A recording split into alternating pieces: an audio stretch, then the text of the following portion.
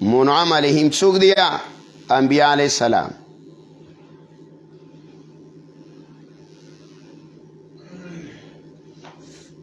څلورمه مسله اثبات د څو د قضا او د قدر د الله دپاره.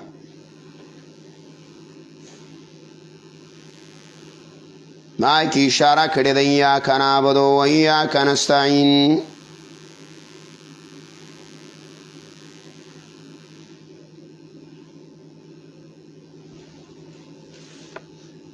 بله وجه امام رازی رحم الله د ام القرآن ذکر کړې ده چې سورت یا فاتحه ته ام القرآن او ام الکتاب ولې وای؟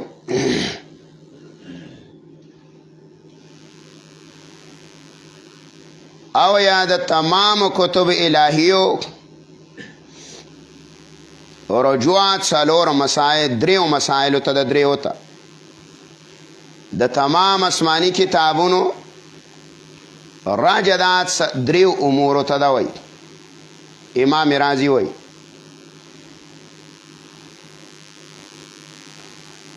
یا وی تعریف د الله تعالی د په ژبه باندې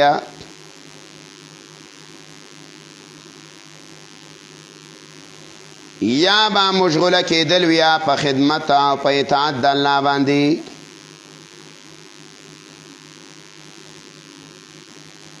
او یا با طلبه د مکاشفات او د مشاهدات وي.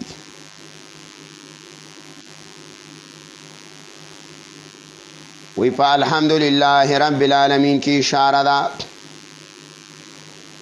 ثنا علی الله تا.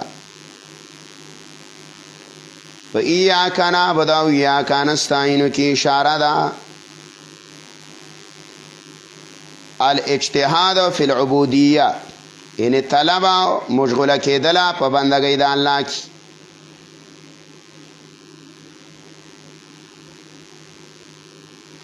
او په اهدنا الصراط المستقیم کی اشاره ده طلب د مکاشفات او مشاهداتو ته.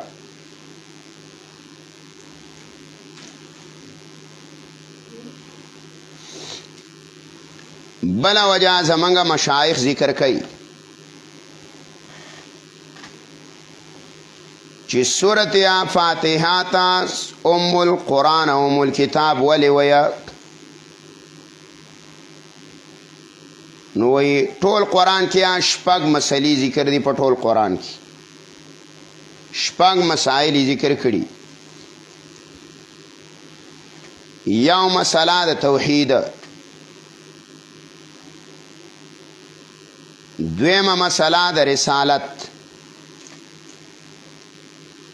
دریمه مسله د قیامت،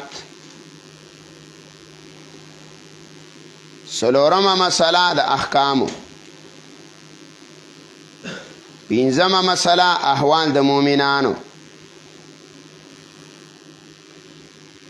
شپږمه مسله احوال د منکرینو. دا شپږ مسائل اصول سته دیتا وای. الحمدلله کی اشاره د توحید تا. و اهدنا الصراط المستقیم کی اشاره دا رسالت تا. فمالک یوم الدین کی اشاره دا قیامت تا. و ایاک نعبد و ایاک نستعین کی اشاره دا احکاماتو تا. صراط الذین کی اشاره دا احوال د مؤمنانو تا. او مغضوب علیهم کی اشاره دا احوال د منکرینو تا. دا شپږ احوال ذکر کړي دي.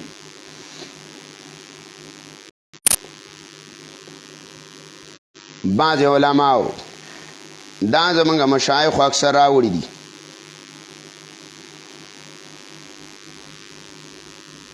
بلا وجه بعض علماء دام ذکر کړي ده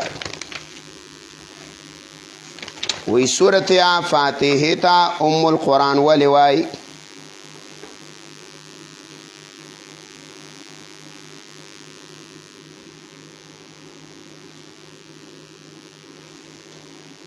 وی پدې کې د ټوله قرآن خلاصه ده. خلاصه ده د ګوره په بل طریقه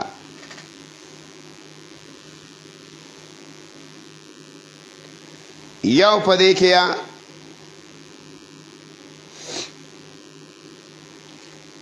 پنځه نومونه د الله ذکر دي.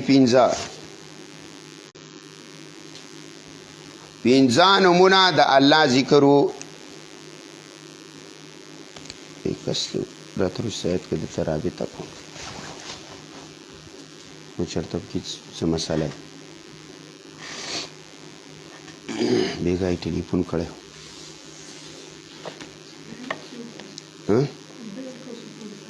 کوم ځای نه زی ته پوسټ کاوه نه وی اوس یې کار نه کا نو هغو ته نږدې دی که نه اوس بیرته تا ورته پې پیسې وخوسته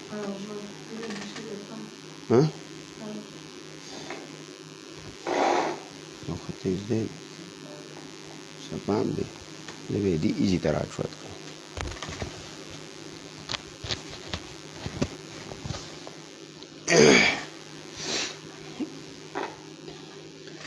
وګوره یو پدې کې معرفت د الله د یاد ذات، یو پکې معرفت د صفاتو د الله دی،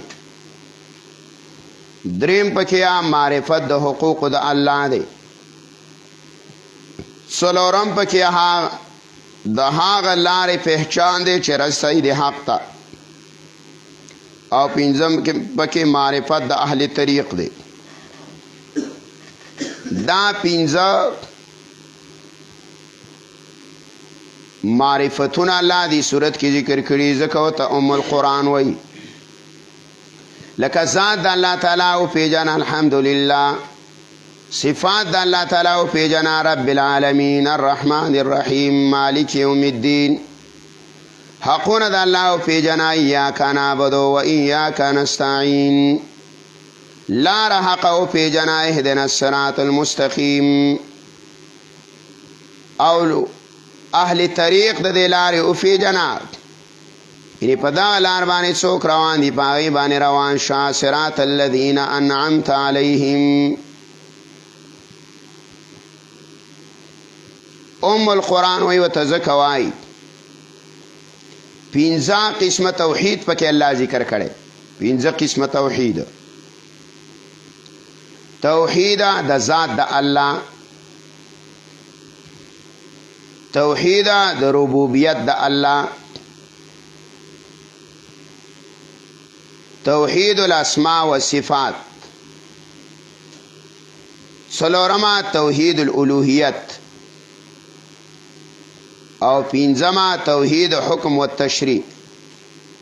دا پنځه قسمه توحید پکې دی. ګوره توحید د الله د ذات لکه الحمدلله، د صفاتو رب العالمین، او د الوهیت، او دارنګه د حکم او د تشریع. حکم د الله ایاک نعبد و ایاک نستعین. بل ورته ام القرآن د دې د وجې نه ویه چې په دې کې د الله پنځه نومونه دي صراحتاً صفا پاک بلا تاویله. لفظ د الله یو، لفظ د رب دوه، لفظ د رحمان درې، لفظ د رحیم څلور، مالکی پنځه. نو دا پنځه نومونه صراحتاً د الله پکې دي، ځکه ورته ام القرآن وایي.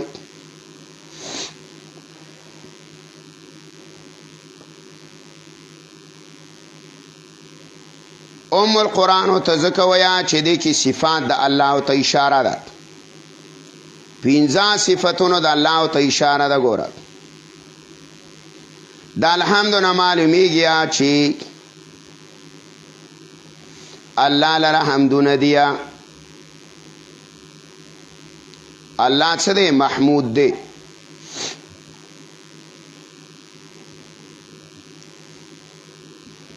دارنګه د ایاک نعبد نه معلومی چې الله معبود دی. د ایاک نستعین نه معلومیږي چې الله مستعان دی. د اهدنا نه معلومیږي چې الله هادي دی. د انعمت نه معلومیږي چې الله منعم دی.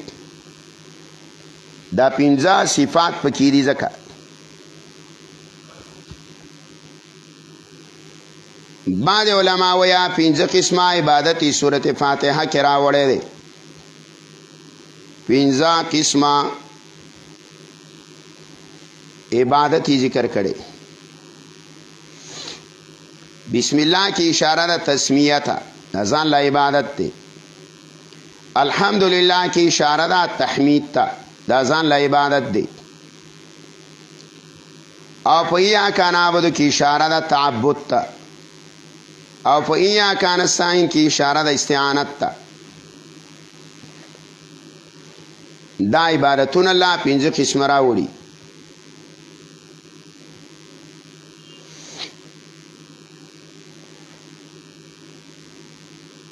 بل علما ویا چې بدی کې ذکر ده 15 وډالو دی، 15 فرقې.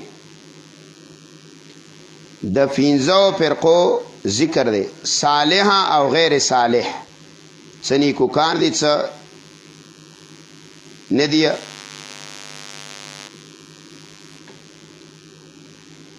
لکه ګوره دا الحمد نه معلومیږي چې حامدون شته.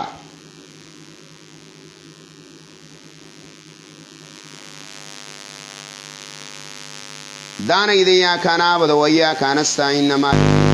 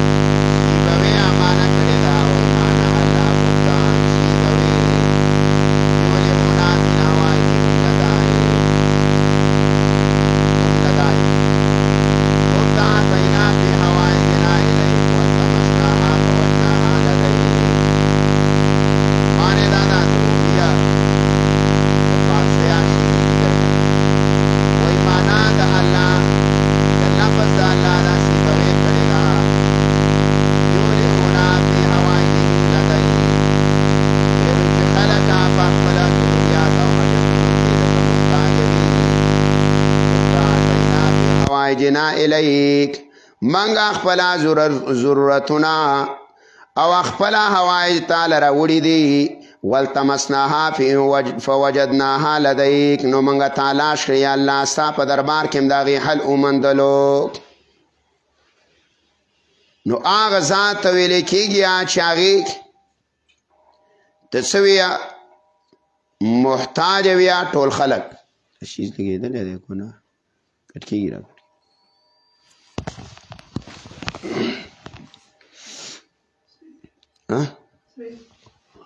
شقغار هونته کې کوي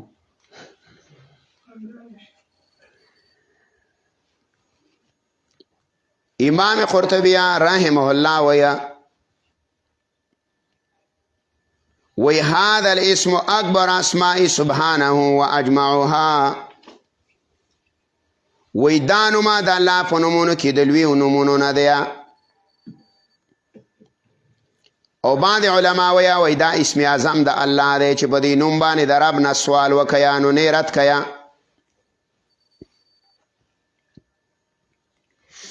او د دې لپس انا تسنیه شته او جمع شته امام قرطبی وی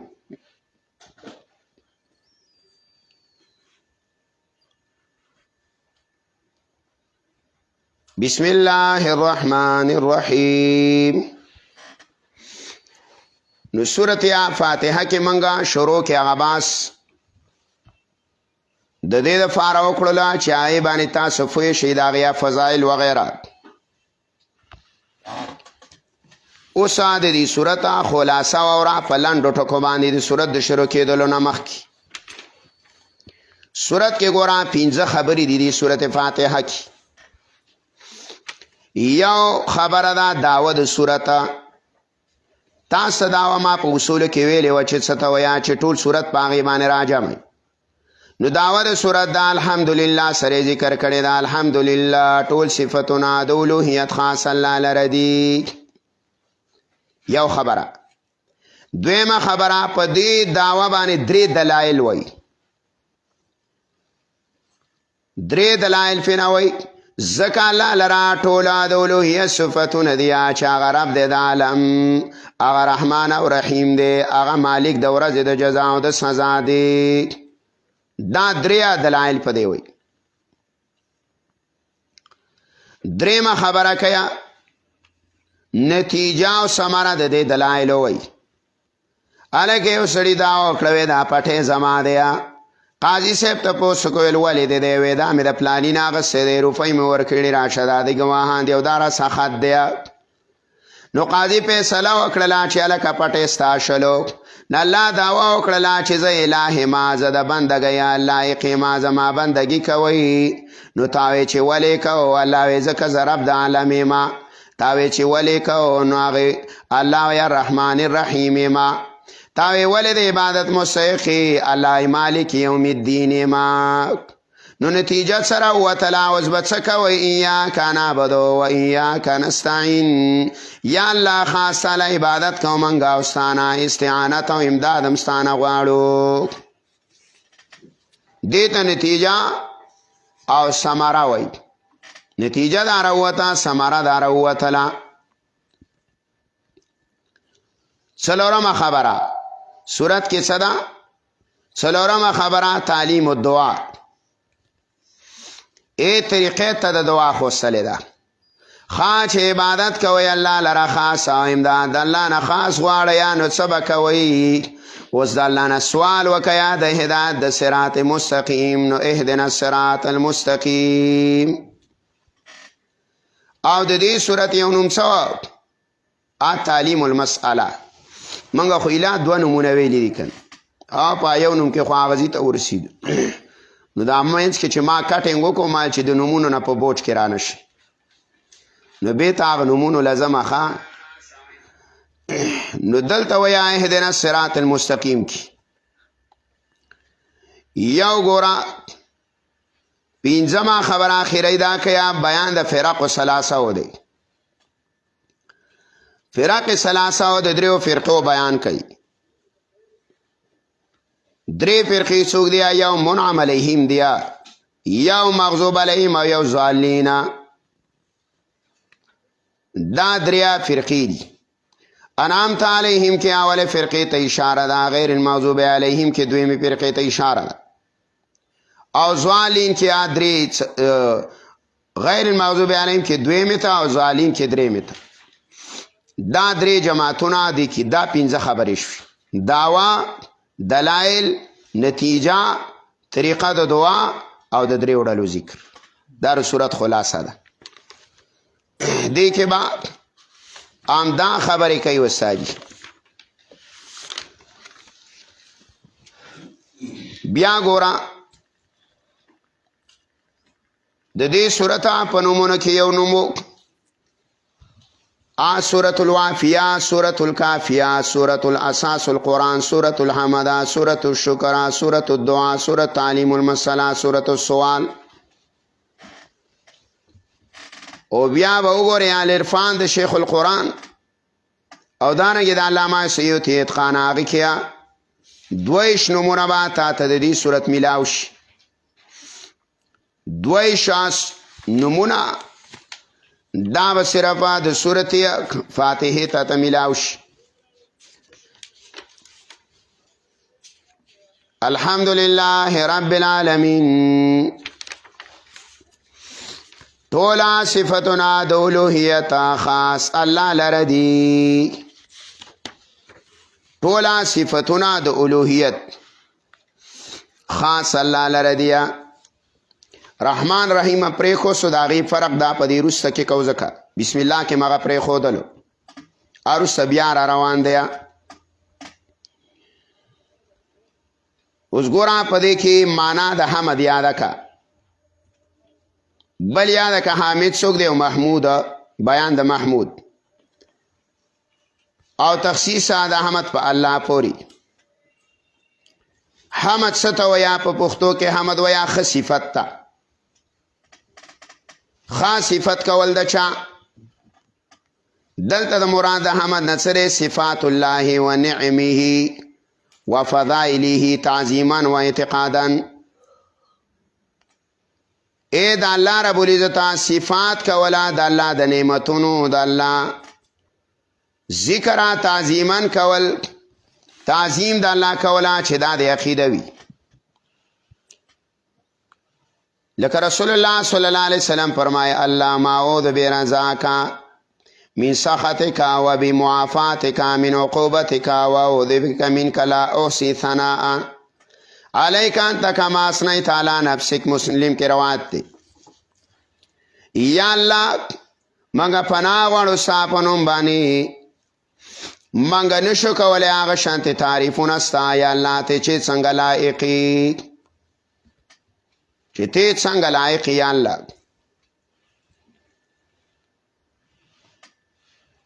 حمد به څوک یا ای دا حمد الحامد منګه وایه حامد نه مخکې معلومه شوله که نه چې حامدون شته. الحامد هو الله تعالی بنفسه. یو حامد الله تعالی دی په خپل د ځان صفت کړی دی. ولی په هر صورت کې د الله صفتونه ذکر دیا، په هر صورت کې د الله کمالونه ذکر دیا. او بیا هر څوک دی مومن د الله صفتونه کوي او دارنګه هر زنده سره د الله صفتونه کوي. الحمدلله ټوله صفتونه د الوهیت لله خاص الله لره دي. د دینه دا معلومه شوله چې حمد با یو د الله کې، دا حمد خاص په یو الله پورې نه په غیر الله پورې. د غیر به څه نه کې حمدونه به نه کې. ګوره تخصیص حمد د الله پورې دی. د دې دوه وجې دي. یو وجه دا نه چې په لفظ د الله کې لام راوړی د پاره د تخصیص لله خاص د الله د پاره. دویمه وجه دا نه چې دا مبتدا او خبر دی او دوانه معرفي دی، نو دا پیدا څه ورکوي د تخصیص ورکوي. بله خبره دا واوره ګوره چې د الله دا قانون دی د قرآن کریم چې کم ځای کې یو ټکی په تخصیص سره راوړي، بیا هغه ټکی په قرآن کریم کې په تخصیص سره ذکر کوي. دلته ګوره ویا دا حمد خاص دی په الله پورې. نو صورت قصص مو ګوره او یم نمبر آیات وګوره د صورت قصص. آلته ګوره بیا تخصیص ذکر کړی دی چې حمد ګوره خاص دی په یو الله پورې. آیات دی او یم وهو الله لا إله إلا هو له الحمد في الأولى والآخرة. هو الله لا إله إلا هو له الحمد له الحمد. دلتم له مقدم دی کنه خبر او حمد مبتدا رسته دی. نو خاص الله لرا حمدونه دي. نو دلته موي چې الحمدلله خاص الله لرا د الوهیت او د خدای صفاتونه دي. دارنګه سورۃ روم وګوره تلسم کې بیا دا خاص کړی دی. سورۃ روم آیات دی اتلسم نمبر. آل تعالی ویا الحمد لله الذي له ما في السماوات وما في الأرض وله الحمد في الآخرة. طول صفتنا دولوهیت خاص الله لردیت خاص الله لا بیا رسوی وله الحمد او خاص الله لرا صفتنا دولوهیت دی. نو معنی دا شولا چې الحمدلله ان جميع صفات الالوهیت مختصة به تعالی دون غیره. مدارک کوئی ای ټولا د الوهیت صفتنا په الله پس خاص دیا. دا د صورت څه شولا؟ دا د صورت وساجدا وشولا. ولدی اول دلیل واورا رب العالمین چې د الله تعالی تربیت کون کې د عالم دی. نو زکات د الوهیت او د بندګۍ هم حقدار هغه دی، د عبادت حقدار هم هغه دی، د استعانت امدادم دا غونه غواړه عبادت هم هغه لا کوه. دا په اول دلیل دی په دعوه باندې. رب دا په معنا د تربیت باندې د امام راغب وایي. تربیت څه ته وایي؟ انشاء الشیء حالا فحالا الی حد التمام. یو شی په دمه دمه باندې پالله چې هغه خپل انتها ته ورسیږي. دې ته څه وایي؟ تربیت. امام بیزاوی معنا کړی دا درب هو تبلیغ شیء لا کمال شیء فشیء. یو شی خپل انتها ته رسوله په دمه دمه باندې. ګوره مخکې دا خبره وشوله چې د قرآن کریم کې یو مسله ده د خالقیت د الله. نو الحمدلله کې اشاره وشوله خالقیت د الله ته. نو چې الله مخلوق پیدا کړله نو تربیت ته دی محتاجه. نو وروسته پسې لفظه د رب راوړ بل یې رانه وړلو، لفظه د عبادت یې رانه وړلو، د استعانت یې رانه وړلو. ولې مخلوقه ولا تربیت ته محتاجه دی؟ نو ځکه لفظ یې د رب راوړ. بیا ګوره د رب تقریبا قرآن کریم کې 8 معنی راغلی دي. کله دا په معنی د راضیه د مصلح باندې راځي، کله دا راضیه په معنی د مدبر باندې، کله دا راضیه په معنی د جابر باندې، او کله راضیه په معنی د قائم او د مالک باندې، او کله راضیه په معنی د منعم او د سید باندې.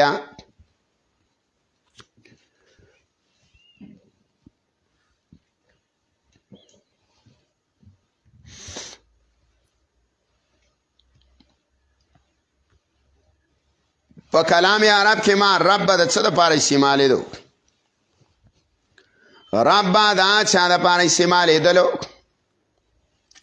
چې هغه به د یاد د ربوبیت حقدار ګڼلو. لکه ګوره یو راضیه یو مقام باندې چا یو صحابیو ایمان اعلان راوړی، تفسیر قرطبی ذکر کړی دی. اما خپل بود دا به ول ځان سره په سفر کې او دا به کې خودلو. نو یو ورځ وای دا مې خپل اوخ خواته مې کې خوده او زلانم قضای حاجت لوي لاړم. زه چې واپس کله به ته دوباره رالم نو یا باندې ګیدړه تشراګ والی و ګیدړه پې میتیازې کړې وې په هغه باندې نو دا خبره وکړله وی چې ګوره ته د ګیدړ د میتیازو نه ځان نشې خلاصولی نو ته زما حاجات به څه پوره کړي نو ویل رب یبول الثعلبان براسه لقد هانا من بالت عليه الثعلب لو كان ربا كان يمنع نفسه فلا خير في رب فاتته المطالب ایوه دا څنګه رب دی چې دا په سر باندې ګیدړه میتیازې کوي وی زه سپکاوالی کومه د هغه چا چې هغه باندې ګیدړه میتیازې کوي او ځان ترې نه نشي خلاصولی وی کو چېرته د رب وی نو د به خپل ځانه بچ کړی وی د ګیدړ د میتیازو نه وی په داسې رب کې څه خیر نشته دی او بل ځای کې راځي چې کله دی سوچ او فکر یې وکړو که نه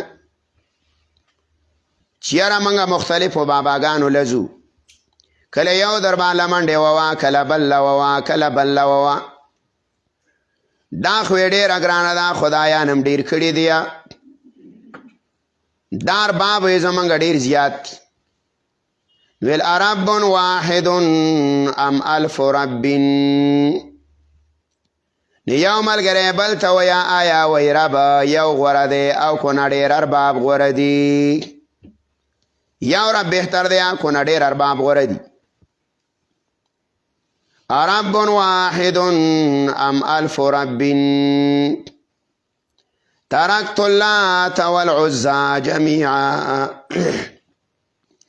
ولات می پرېښوسته او عزا می پرېښوسته او د هغه سره چې نور څومره ملګري دي دا ټوله خدایان می پرېښوستله کذلک یفعل الرجل البصیر دا قرنګې د ډېرو خدایانو نه انکار کوي عقلمن او هوښیار سړی یو رب طرف ته څه مایله کېږي نو رب د عالم دی الله قرآن کریم کې دا په شپږو معنو باندې راغلی دی رب یو الله دی کله راځي په معنا د سید باندې ګوره هر سورګیری ګوره شاګول نه یا اسنه چې بعضې کې دی د رب معنا دا دی هغه معنا چې کومه صورت فاتحه کې واغستله کله په معنا د سید باندې راځي صورت یوسف وګوره آیات دې 240 نمبرات کې وایي اذکرونی عند ربک وی ویلا هغه ملګري هغه د جیل نه چې راوتلو نو یوسف ورته وایي ای بای جانا ای رور جانا زما تذکره به وکړه عند ربک په خوا د سید او د آقا کې نو دلته د رب وانه دا د الله خو هلته څو نه لکه د جیل نه رالی او د هغه باچا په مخ کې به مې وی زما تذکره وکړي چې داسې یو سړی م جیل کې اچلی دی اووم کال یې شروع دی څوک ترې نه تپوس نه کوي چې په څه کې م راوړی دا تذکره به ویلو کې د آقا په خوا کې کله په معنا د مالک باندې راځي قرآن کې دا استعمال دی صورت نمل وګوره یو نوي صورت نمل آیات دی یو نوي نمبر آیات دی یو نوي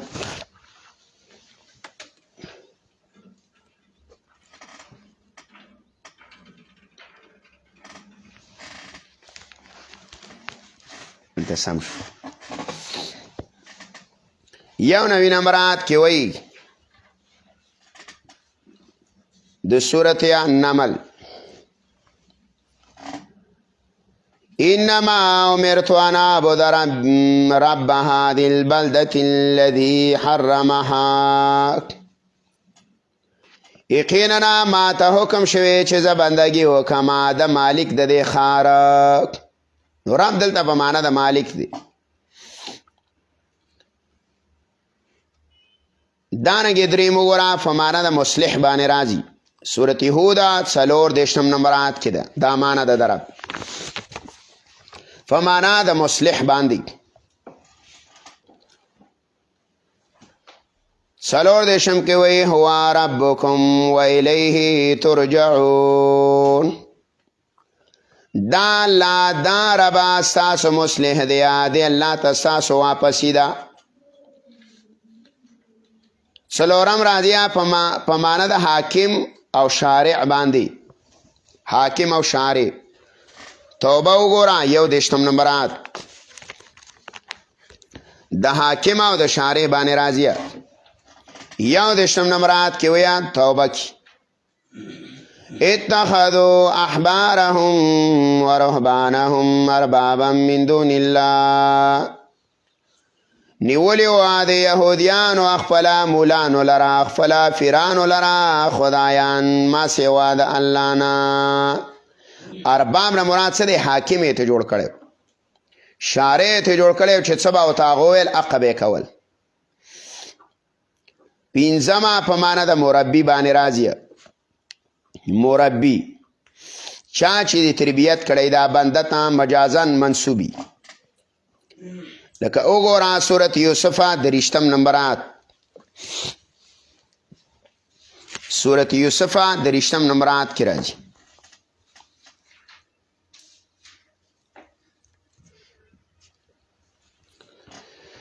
قال معاذ الله انه ربي احسن مثواي.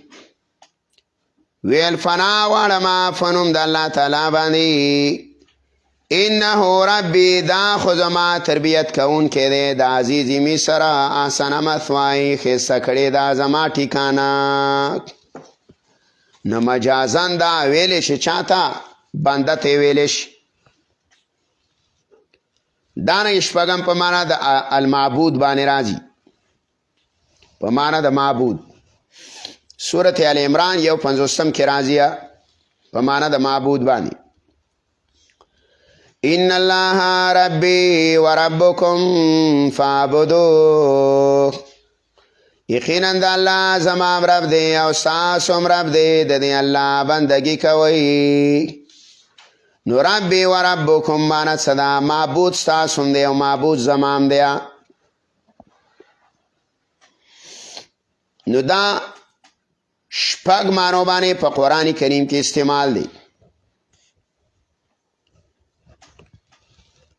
ګوره ربوبیت د الله دپاره ثابت دی. رب څوک دی؟ یو الله دی، یو الله. دا الله نه ما سوا بل رب ستاسو نشته. سورت یا بقره وګوره 21 نمبر بار راواړو. هلته ربوبیت د چا دپاره ثابت دی؟ د الله دپاره. یا ایها الناس اعبدوا ربکم. ای د ټول دنیا خلکو د یو الله بندگی کوي. ربوبیت د الله دپاره ثابت. دا سراوالا سورت انعام وګوره آیاتیات 40 نمبر انعام. سورت انعام آیات دی 40. آلت ربوبیت د الله دپاره ثابت دی. دا د دو آیاتونه بس ستا دپاره کافي دي. سورت انعام او آیات دی 95 دی. دا بل آیات میں چې توا چلی شم دی سورت فاتر ولیکئ. آلته وی دا یو آیات وګوره د انعام 95. ان الله فالق الحب والنوى يخرج الحي من الميت ومخرج الميت من الحي ذلكم الله فانا تؤفكون. دای ثابت کړي کنه ان الله فالق الحب والنوى. دا څوک شلیا دا دانې او دا تخمونه او دا د ژوندونه مړي او د مړو نه ژوندو رایستله. ذالکم الله دا ستاسو رب دی. ګوره ربوبیت د غیر نه نفي کړی دی. ربوبیت د غیر نه نفي کړی دی. خو چې الله له ثابت شو کنه نو د غیر نه نفي شو کنه. خو نفي صراحتاً هم الله کړی ده. د دې لپاره چې مسله د ربوبیت واضح شي. حالان کې چې الله له ربوبیت ثابت شو چې رب هم یو الله دی خو بس غیر الله نشو لیکن الله د نور وضاحت دپاره هم دا ثابته کړې ده چې ګوره غیر الله هم رب نه جوړېږي. وګوره صورت ال عمران 4 نمبر آیت کې د غیر الله نه نفي کړې ده چې غیر الله رب نشي جوړېدلی. هلته 4 کې وایي ال عمران کې ولا يتخذ بعضنا بعضا اربابا من دون الله نبا جوړو منګه زنو لرا اربابا خدایان ما سوا د الله نه د الله نه ما سوا بګوره نور معبودان نه جوړو ارباب. دانګي وګوره سورت آل عمران اتیایم وګوره مخکې پسې لاړ شو اتیایم نمبر آتی د سورت آل عمران اتیایم کې وایي ولا یامرکم ان تتخذوا الملائکة والنبیین اربابا حکم نکیا تاسو ته چې ونیسئ ملائکو لرا او پیغمبرانو لرا اربابا فخدای باندې ارباب مو جوړاوه. دارنګې صورت انعام وګوره یو سلات 4 نمبرات یو سلات 4 نمبرات انعام کې وایي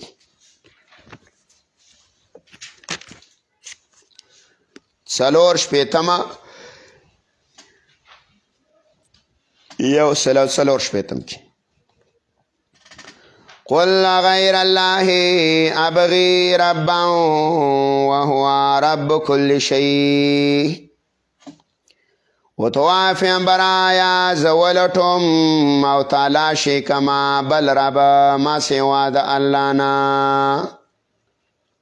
د الله نه ما سوا نور ارباب نه لټو. دانګي وګورئ سورۃ یوسف یو کم 40 آلتم د غیر الله نه د رب نه نفي کړې ده.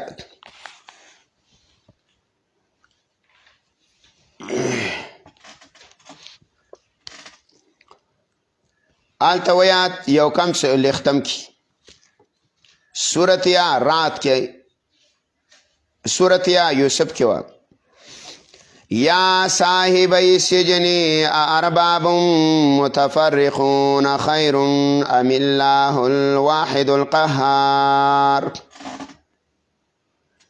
اے د جیل مرګرو آیا ډیرا خدایانا جدا جدا بهتر دی کو الله چې ایک یو ذات او زور ور دی. نو دای نفیا د غیر الله نه غوړه کړي. تفسیر مدارکا دلته معنا کړی ده او ډیره ښه ده او بهتره ده چې رب العالمین دی. څنګه رب العالمین ای هو الخالق ابتداء دا خالق دی ابتدائی رب دی پیدا کون کې ابتداء دی. والمربی غذاء او دا تربیت ورکون کې دی غذاء. والغافر انتهاء او بخنه کون کې دی پاخره. وهو اسم الله العظم او دا نوم دی د الله ډیر لوی. تفسیر مدارک دا کړي. علامہ ابن جوزی رحم الله زاد المسیر کې وی دا الله مالک دی دا نوما په حق د مخلوق کیا بلا اضافتا استعمال منع دی.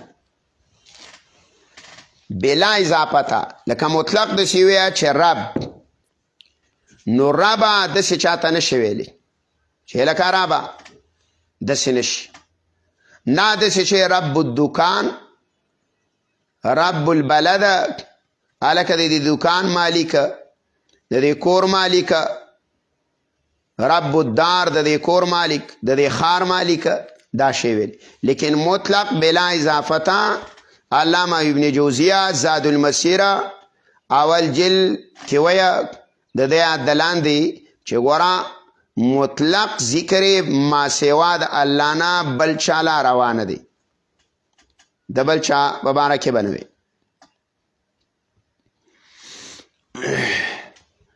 بیا ګوره بعض علما دام ویا چې په دې الرب فالف لام سره دا خاص دی په الله پوری، بغیر د الف لام نه په اضافت سره د مخلوق د پاره شی ویلی، لیکن الرب په الف لام سره د مخلوق د پاره نشي، دام خاص دی په الله پوری وي. او چې کله اضافت عامه وشي نو بیا هم په الله پسې خاص اضافت عامه لکه رب الناس، رب العالمین وغیره. نو دا داسې نه شوی چا باره کې چې رب الناس، دا خو عام اضافت دی، رب العالمین شو.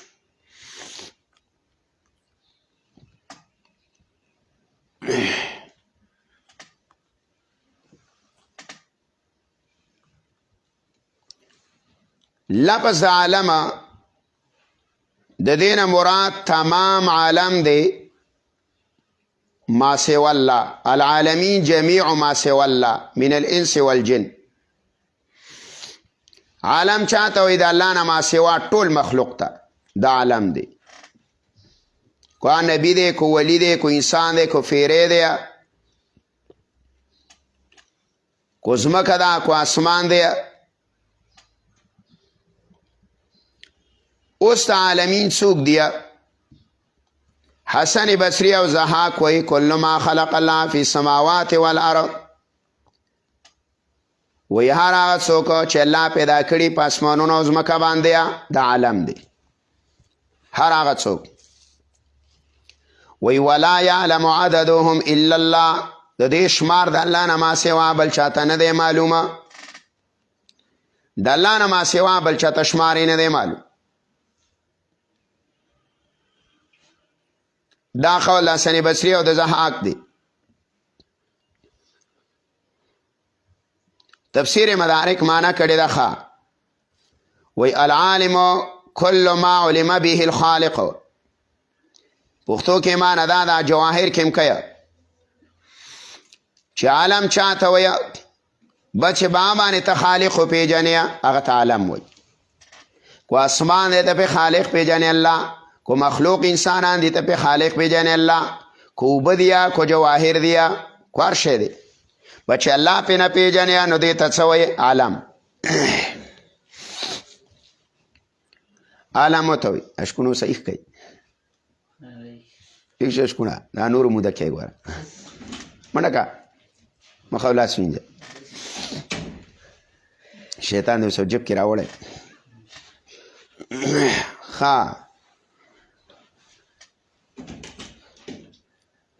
نو علما چاته ویا چې باندې خالق پیژندلی شي.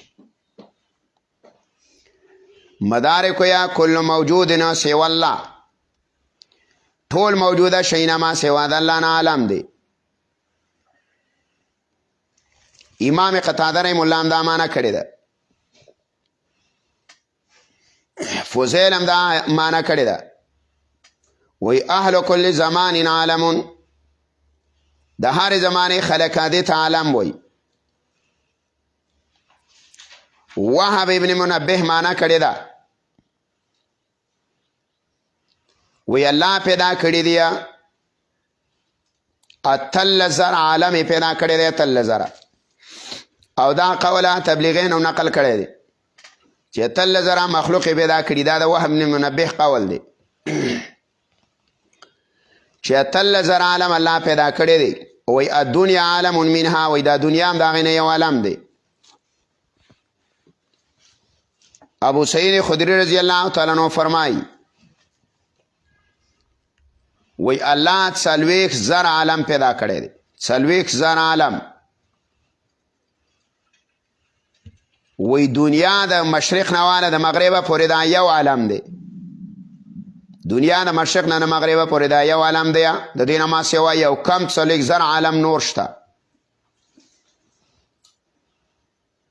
امام مقاتل رحم الله وی تفسیر قرطبی ذکر کړي امام مقاتل وی عالمون چې دی کنه او عالمین دا عالم چې دی نو دا 80,000 دی 80,000 عالم دی وی 40,000 عالم دا په وچه باندې دی او 40,000 عالم دا په دریاب کې دی وی کلهم محتاجون فی الوجود والبقاء الى الله دا علما ټوله محتاج دی الله ته په وجود او په بقا کې 80,000 په وچه 80,000 په لمده قول د امام مقاتل كلهم محتاجون في الوجود والبقاء الى الله دا ټوله وی محتاج دی الله ته په بقا کې او په وجود کې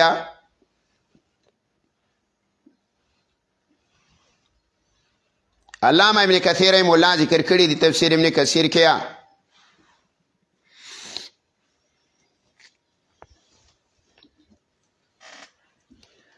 ابن کثیر ویا عالم چې دی وی دا 1000 امتونه دي عالم 1000 امتونه دي زره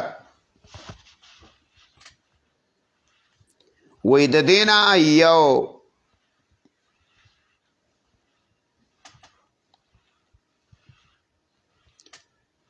زرو مت دیا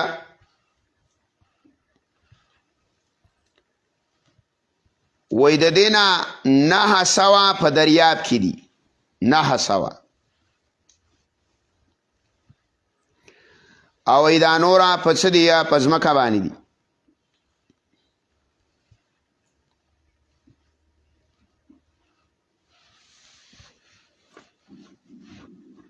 مستا د عالم څوک دی ګوره دلته د مراد عالم نه څوک دی رب د عالم دی ټول مخلوق دی کنه خو قرآن کریم کې بیا مستاقات ذکر شوي د عالم کله انس او جن ته عالم ویلی دی صرف انسان او پیری ته عالم ویلی قرآن کریم کې تو وګوره سورت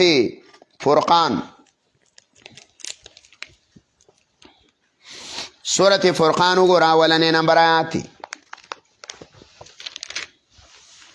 آلته عالم چاته ویلی دی انسان او پیری ته تبارك الذي نزل الفرقان على عبده ليكون للعالمين نذيرا برکات والا دی هغه ذات چې را لېږلی دی فرقان قرآن را لېږلی دی په خپل بنده باندې د دې دپاره چې شي دپاره د مخلوقه نذیره ایرونکی نو ګوره د عالم نه مراد څه دی انس او جن دپاره ایرونکی دارنگی ما سوا دا اللہ نا ټول ته عالم ویلی دی سورت شعراء وګوره درشتم سورت شعراء درشتم کی ما سوا دا اللہ نا صرف څه ته ویلی دی ما سوا دا اللہ نا ټولو ته عالم ویلی دی درشتما سورت شعراء قال فرعون وما رب العالمين ویلا فرعون ویل رب د عالم څوک دی رب د مخلوق دارنګي کله د یو زمانه خلکو ته عالم ویلې دی د یو زمانه خلکو ته سورت بقره وګوریا وڅلو ختم عالم چاته ویلې د یو زمانه خلکو ته بقره وڅلو ختم کې راځي وانی فضلتکم علی العالمین الله ما غورواله در کړي دی تاسو لره بنی اسرائیلو علی العالمین په زمانه د مخلوق باندې په دا زمانه کې چې کم خلق موجود دی نو د دا زمانه په خلکو باندې تاسو غوره ویا دانګیا د یو زمانه خلکو ته چې ویلې لکه سورته شعراء وګوره یو سلا 15 نمبرات کی یو سلا 15 نمبرات کی وی اتاتون الذکران من العالمین آیات سوراتک وی نارینو تا من العالمین دا مخلوقنا نو دام دا یو زمان خلق نو رب العالمین اللہ تعالی رب دا علامات تربیت کون کې د عالم دی الرحمن الرحیم مهربان دی، الرحیم خاص مهربان دی. دا دویم دلیل دی په دعوه باندې. دویم دلیل په دعوه باندې دا رحمت څه ته وایي؟ رحمت دا رحمان او رحیم دا راوتی دی د رحمت نه. رحمت څه ته وایي؟ شفقت ته.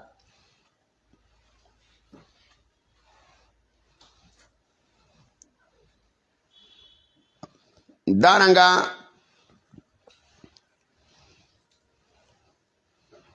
حدیث کی راضی عبداللہ بن مسعود ابو سعید خدری رضی اللہ تعالی عنہ فرمائی کہ رسول اللہ فرمائل الرحمن رحمان الدنیا والرحیم رحیم الاخرہ. نو د دې حدیث نه ګوره دغه معنا ثابته شوله. منګه چې امانه پښتو کې کو کنه منګه عام مهربانه دی او خاص د امانه د حدیث نه ثابته ده. علامه ابو حیان بحر المحیط کې دا ذکر کړي چې رحمان دی پیغمبر ویا په دنیا کې اے کافر له مرکیا مسلمان له مرکیا. رحیم دی فی الاخره په آخرت کې صرف مومنانو له ورکیا کافر لنشته دی.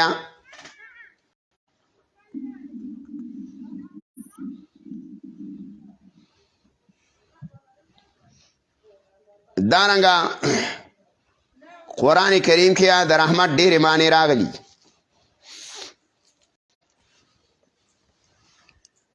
تقریبا 60 معنی راغلي دي د رحمت. کله رحمت په معنی د جنت باندې راځي،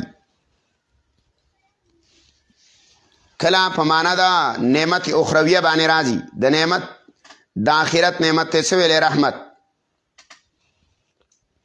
کله په معنی د قرآن باندې راځي، کله په معنی د دنیوي وسعت سره راځي، او کله په معنی د مغفرت سره راځي، او کله په معنی د قبول د دعا سره راځي، قبولیت الدعا.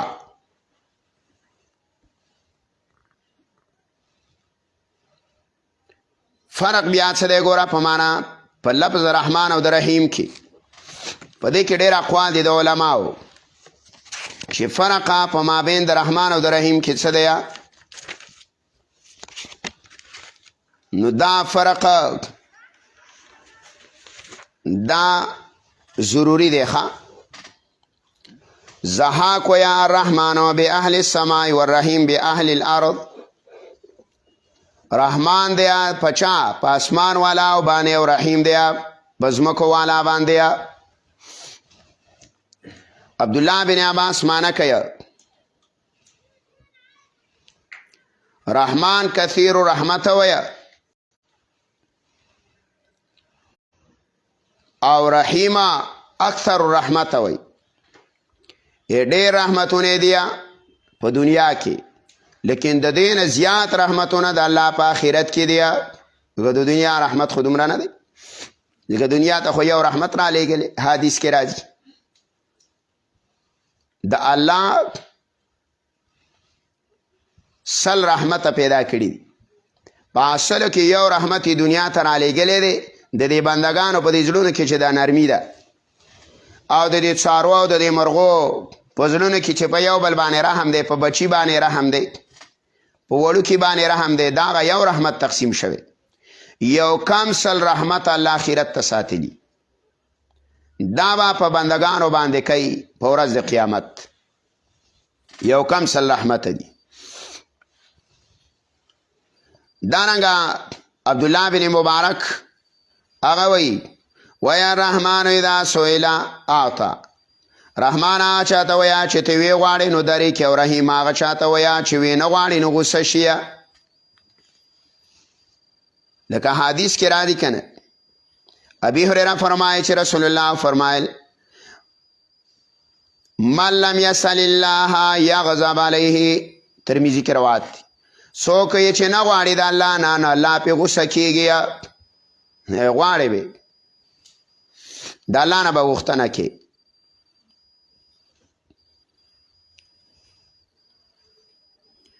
دې وجه نه یو شاعر وی لا تطلبن بني آدم حاجة واسأل الله واسأل الذي أبوابه لا تغلق. وی د بني آدمانو نه خپله ضرورتونه او حاجتونه مه غواړه، وی غواړه د هغه ذات نه چې د هغه دروازې نه بندېږي، همیشه دروازه کولا وي. نو حدیث دی که نه چې ته نه غواړې نو الله غصه کېږي. من لم یسأل الله یغضب علی، الله نه غواړي الله غصه کېږي. او بیا ویا الله یغضب ان ترکت سؤاله وبنو آدم حين یسأل یغضب ای چې کله د الله نه سوال نکیا نو الله غصه کیږي، او د بنی آدم نه وای چې سوال کوي نو بنی آدم غصه کیږي.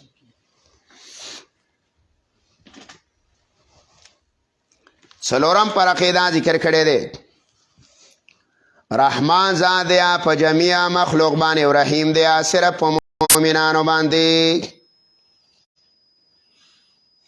ولی په تمام مخلوق باندې رحمان دی کنه. آلته سورة فرقان کې ویلی دی ثم استوى على العرش الرحمن، فارش باندې مهربانه بادشاہ برابر شوی دی نظام چلی. نو دا عام دی کنه. او د مؤمنانو په مقام کې بیا رحیم راوړی وکانه بالمؤمنین رحیما سورة احزاب کی. مومنانو باندې الله رحم کون کې دی.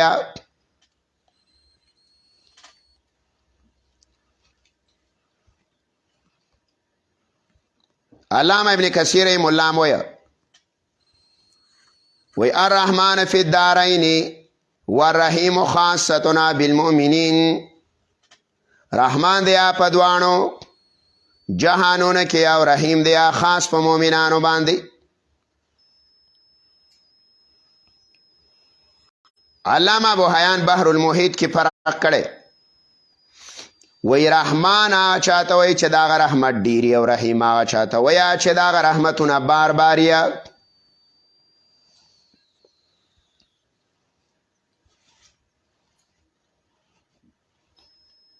دانګه بل فرق یې کړی دی رحمان دی هغه ورکون کې دی د غټو نعمتونو، رحیم دی هغه ورکون کې دی د وړو نعمتونو.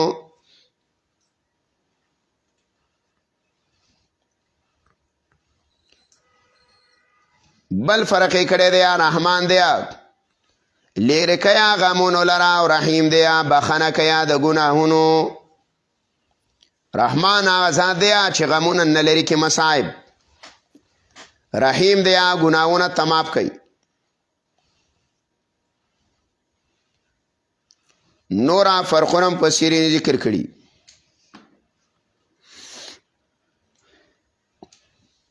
بیا بل فرقه یو اهم دا دی چې هغه تبری ذکر کړی دی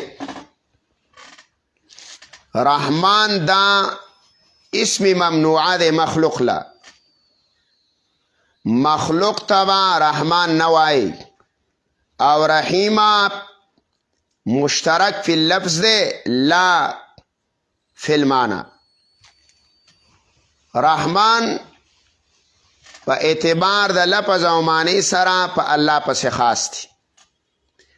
د چا رحمان الله نوم دی نو دا خنه دی، لکه رحمان هم د الله خاص دی او لفظ د الله هم د الله خاص دی. نو دا نوم اکثر علماء وی دا نوم صحیح نه دی. نو غستت یو کټکې رحمان وتوي ام صفت د الله دی وتو او خاص صفت دی وتو، او کو رحمان ته کټکې او لفظ د الله وتوي ام د الله ذاتی نوم دی وتو. نو د دې وجنا وی رحمان الله صحیح نه دی. او رحیم الله صحیح دی ځکه چې دا رحیمه دا صفت خاصه، دا صفت لفظ مشترک پی لفظ دی. لکه رحیم الله ته وایي او بنده ته هم وایي. د رسول الله په باره کې الله وایي وکانه بالمؤمنین رحیما، وکانه بالمؤمنین رحیما، او دی په مؤمنانو باندې مهربان. نو ګوره دا رحیمه دا مخلوق تم شي او خالق تم شي، لیکن رحمان نشي ویل. بعضې خلک عبدالرحمن نوم یې دی ورته رحمان وایي، دا غلطه کوي. وایي عبدالرحمن بابا نو وایي رحمان بابا، نو رحمان نو دا غلط، عبدالرحمن به وایي نو دا نوم به غلط نه استعمالی، د دې نه منه راغلی ده. او دې وجې نه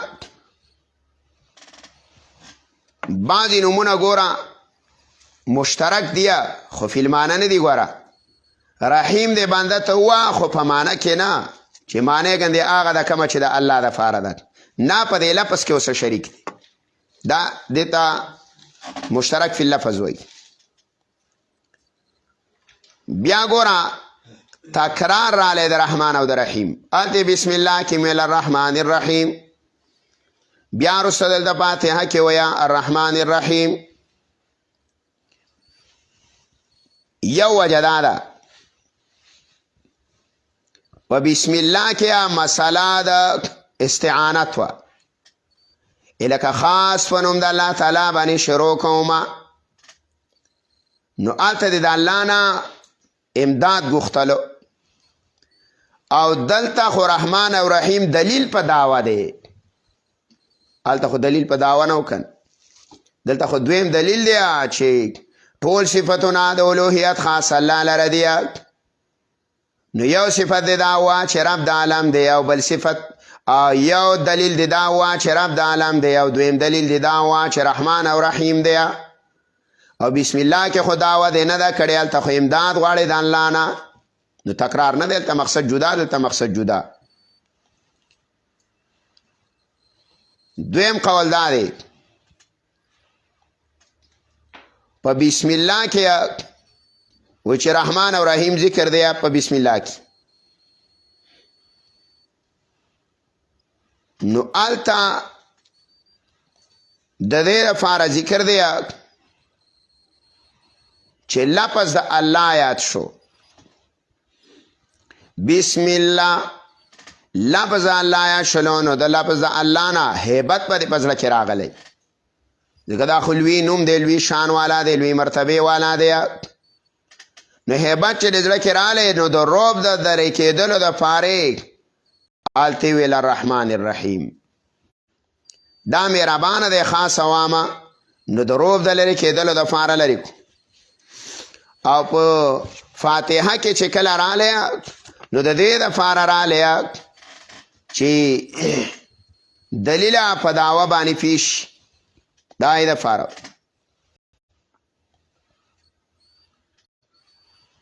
دریم فرق یې دا ویلی دی تکرار جواب، چې تکرار نه دی.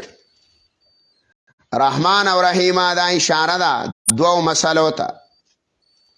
یو دا ده چې ګوره استعانت په یو الله پسې خاص دی، نه کې بسم الله کې اشاره وکړله. امداد به د یو الله نه غواړی، او په صورت فاتحه کې چې رحمان او رحیم راوړو، نو دای دې لراوړو چې الوهیت په الله پسې خاص دی، بندگیه په الله پسې خاص دی. مالک یوم الدین واکداره د ورځې د بدلې دی. دا پینا دریم دلیل وی وس په دا دعوه باندې. ګوره یو فرق یاد که په معنی د مالک او په معنی د ملک کې، یو ملک دی او یو مالک دی.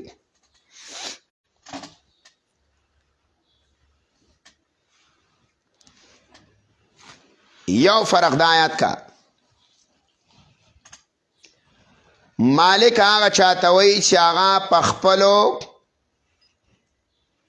قدرتونو کې او په خپله مملوکو کې داسې تصرف کوي چې څنګه یې خوښوي. او ملک هغه چاته وایي چې هغه تصرف کوي خو د یو قانون د لاندې.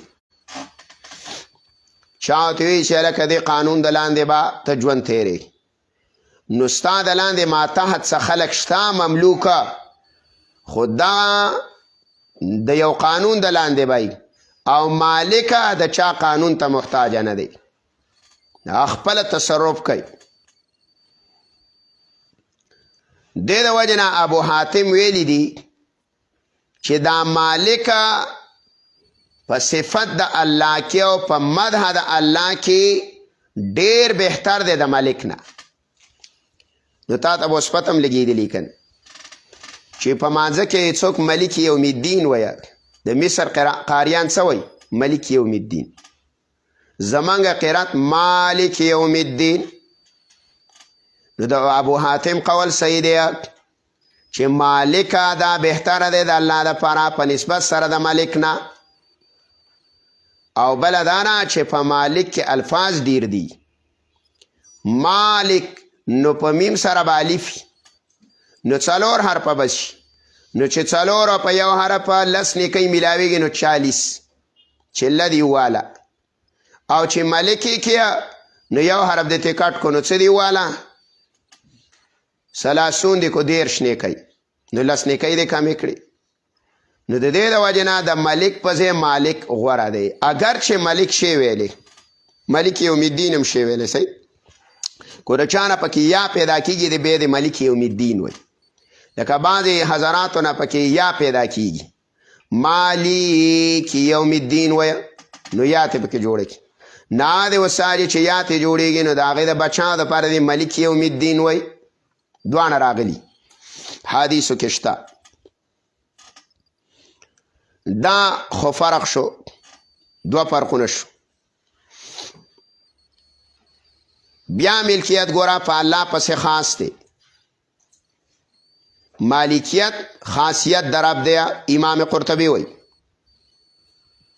دې د وجې نه امام قرطبی رحم الله وایي چې مالک به مطلق د غیر الله دپاره نه وي داسې به نه یا مالکه امام قرطبی وی دا معنا ده او په اضافت سره شی ویلې یا مالک الدار یا مالک الدار اې د کور خاونه یا مالکا دکان اې د دکان مالک خو مطلق به داسې نه چې مالک دا وایي خاص په الله پورې دې وجې نه حدیث کې راځي که نه صحیح بخاري کې روایت دی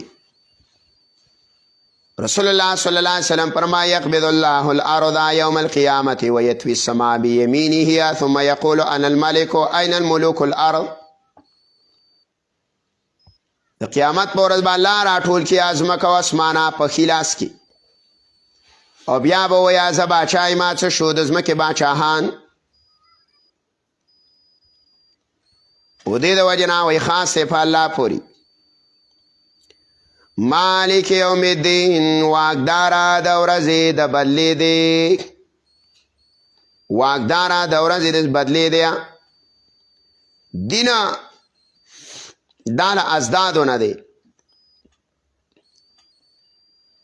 دا په دوو معنو سره راځي په معنا د سزا او د جزا باندې هم راځي او کله د دین اطلاق په عادت باندې هم کېږي او په معنا د سزا او د جزا باندې هم کېږي و امام قرطبي رحم الله چې کله په صفت د الله کې راشي په معنا د موت الجزا په معنا دا ریا چې ورکول د بدلې نو دلته معنا موږ وکړه مالک یوم الدین واکدار د ورځې د سزا او د جزا دی دا معنا قرطبي کړي قرآن کریم کې ګوره د دین لفظه ډېرې معنی راځي کله په معنا د عقیده باندې راځي وګوره سورت بقره وګوره 256 نمبر آیات آلته راځي په معنا د عقیده لا اکراه فی الدین قد تبین الرشد من الغی جبر او زور نشته الله ویا فی الدین په عقیده کې دلته دین په معنا د عقیده دی ګوره هر سورګیري نه دغه جوړ نه کړي دا نوم به نالو داسې نه چې د چا نوم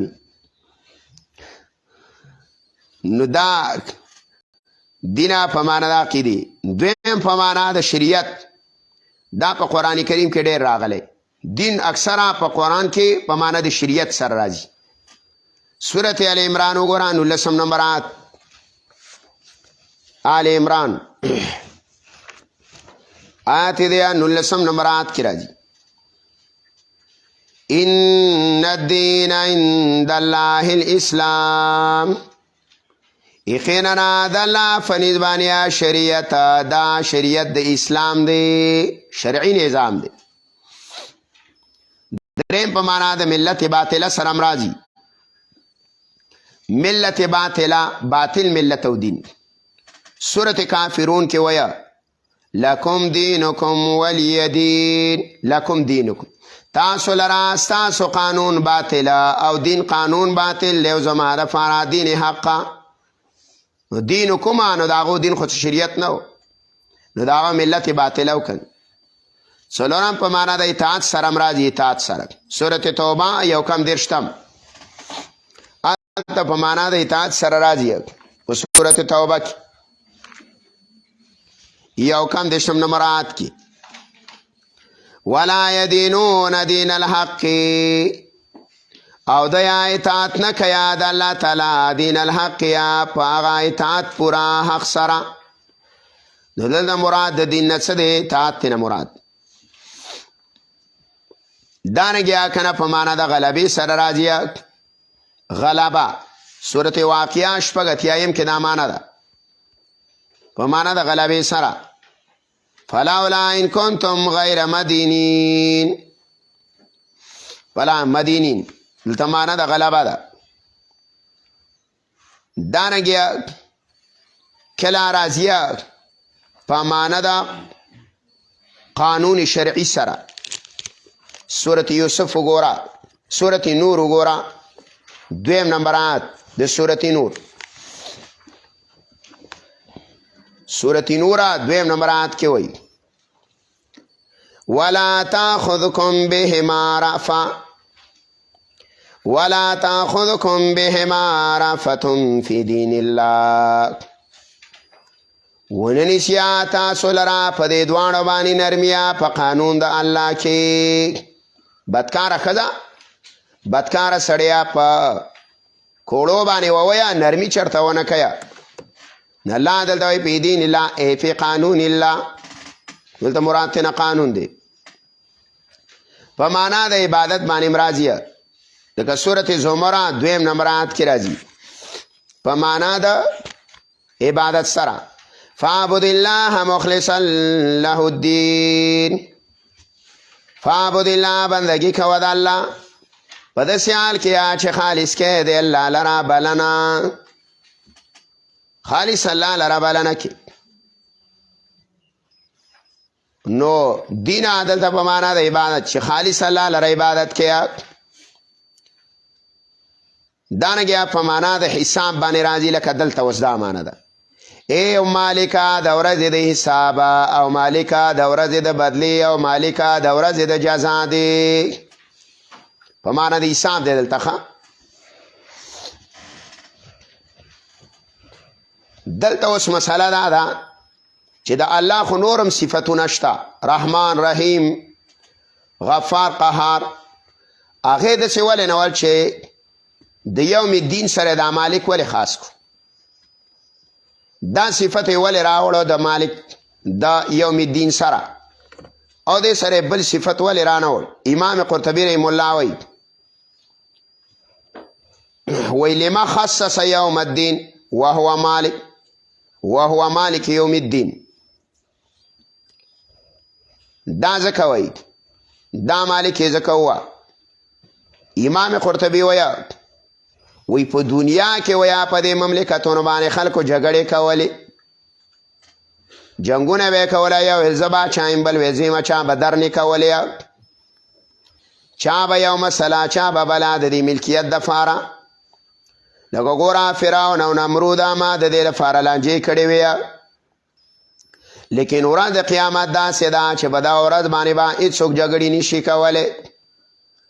بیا به ته څوک نه وایه چې زه باچا کېږم او ته باچا شي، او یا به وټوکو او یا به دا وکړو. نه نه، بس ختم.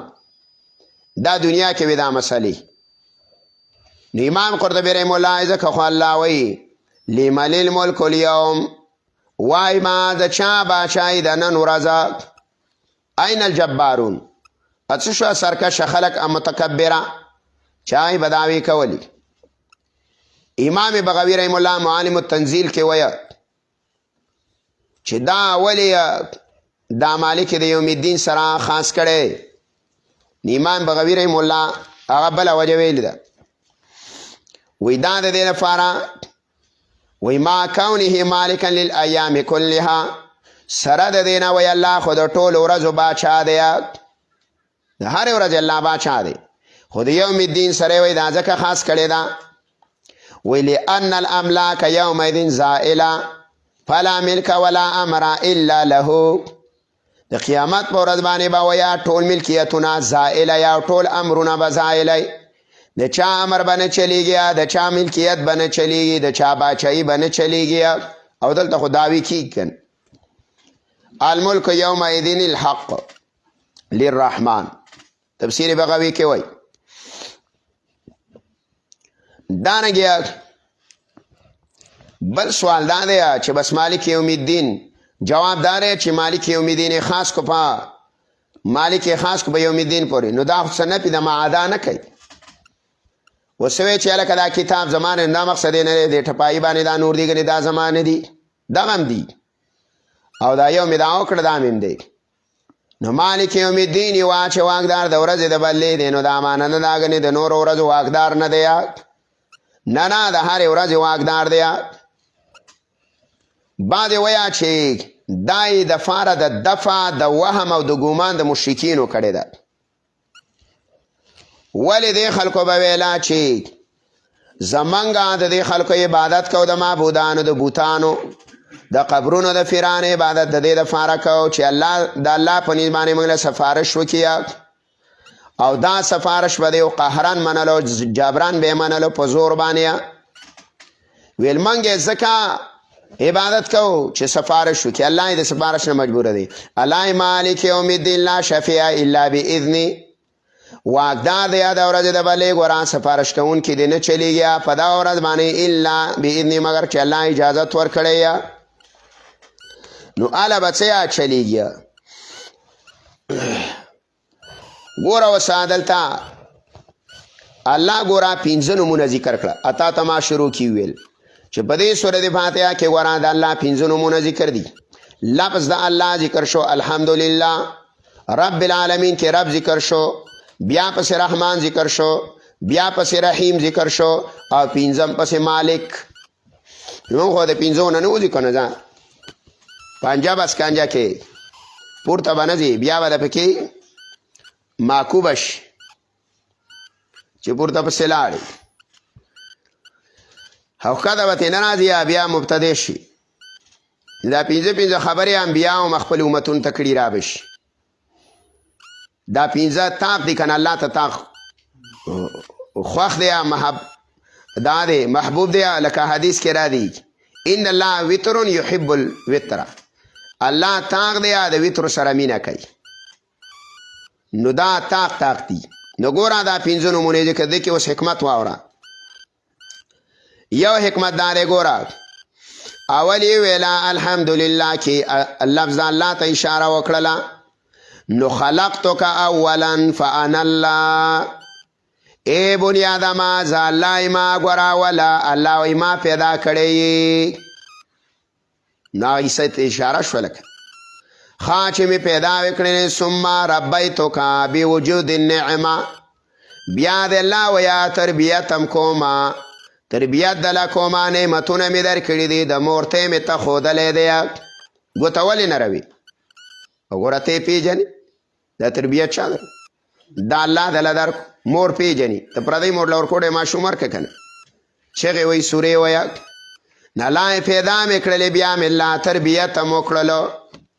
نو ثم ربیتک نالته ویل رب العالمین، رب د عالم تمام عالم رب دی.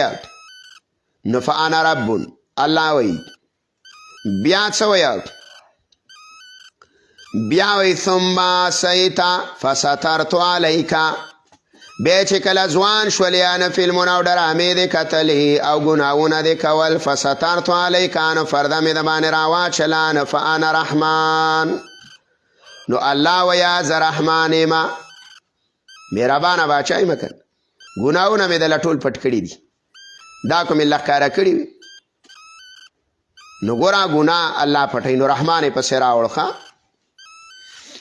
ښه جي نو بیا چې رحمان یې راوړ نو بیا ثم تبت علیکا بیا مې دله د توبې توفیق درکو نو فانا رحیم نو زه رحیم یما ګناهونه مې هم درته معاف کړه اول مې دله په ګناهونو پرده راواچله او بیا دې ګناهونه کول یو ورځ دله فکر درلی چې یو خالق هم شته نو بس الله د باندې څه راواچله پرده دا توبه دې ویستله ګناه هم دله معاف کړه نو الله وایي زه رحیم بیا ثم لا بد من ایصال الجزاء الیکا نو بیا خو ضروري ده چې څه عمل به دې کړی یا چې د هغه بدلې هم دله درکمه نو فانا مالک یوم الدین نو الله ویا زه واکدار یم د ورځې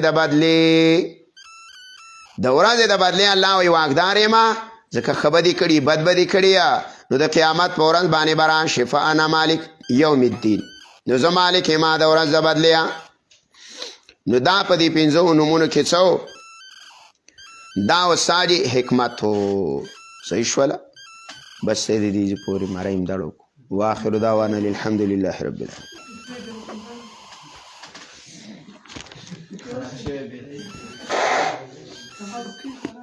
څنګه په ترې کې بس چلی